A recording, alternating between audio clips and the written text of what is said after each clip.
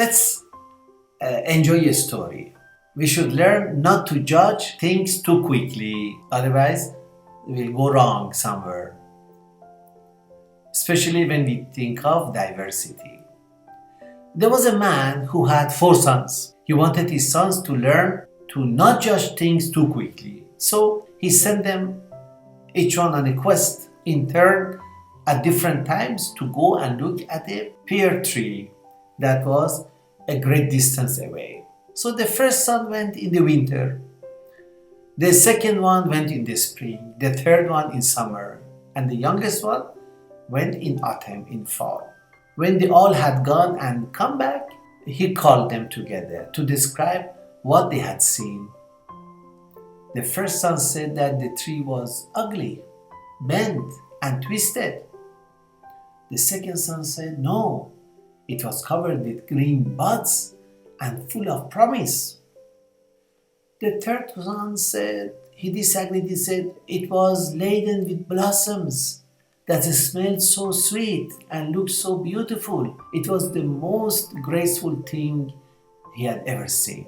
And the last son disagreed with all of them. He said it was ripe and drooping with fruit, full of life and fulfillment.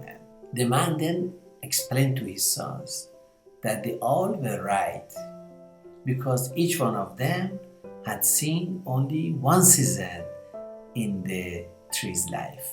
He told them that you cannot judge a tree or a person by only one season, and that the essence of who they are and the pleasure, joy, and love that come from that life can only be measured at the end when all the seasons are up.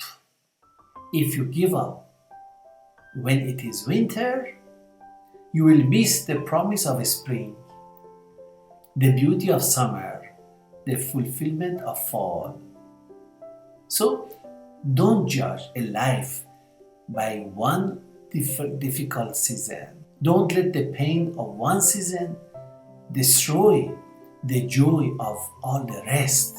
So this is true also in case of diversity that we find around us. If we look at the diversity in a holistic way, not particularly in a fragmented way, we will not miss its beauty and promise. So look at diversity as a whole. Third kind of diversity in India is racial diversity.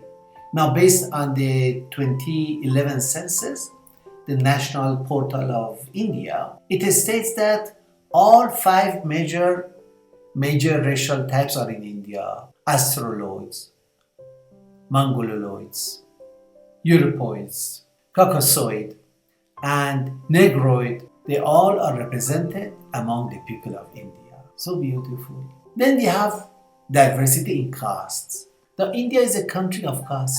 The term caste has been used to refer to both Varna as well as Jati. Varna is the 4-fold division of society according to functional differences. Thus, the 4 Varnas include Brahmins, Kshatriyas, Vaishyas, and Shudras. And an outcast group is also there. Whereas Jati refers to a hereditary endogamous status group who are practicing a specific traditional occupation. Now, endogamy refers to the practice of marriage within a specific group as required by custom or by law. There are more than 3,000 jatis, and there is no unified system in India for ranking them in order and status. The jati system is not static, and there is mobility in the system through which jatis have changed their position every year. The system of upward mobility has been termed as Sanskritization by M.N. Srinivas, who was an Indian sociologist and social anthropologist. Next type of diversity is cultural diversity. The cultural patterns reflect regional variations. Because of population diversity, there is immense variety in Indian culture, as it is a blend of various cultures, different religions, castes, regions.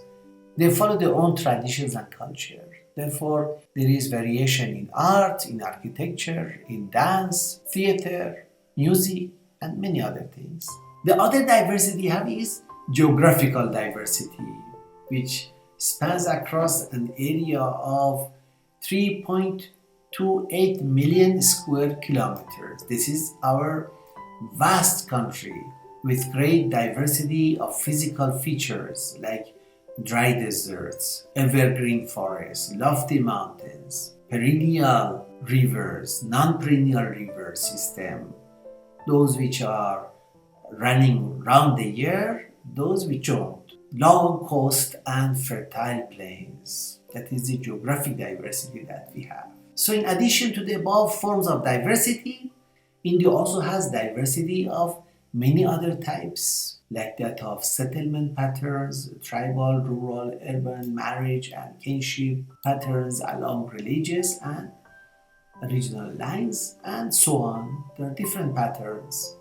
Now, the factors leading to unity amidst diversity, what are those factors? In Indian constitutional identity, the entire country is governed by one single constitution.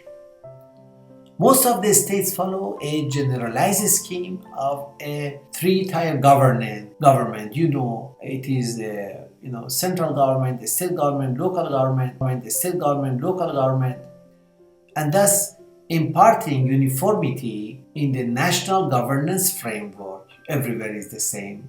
Further, the Constitution guarantees certain fundamental rights to all citizens, regardless of their age, gender, class, caste, religion. Some of these we discussed earlier.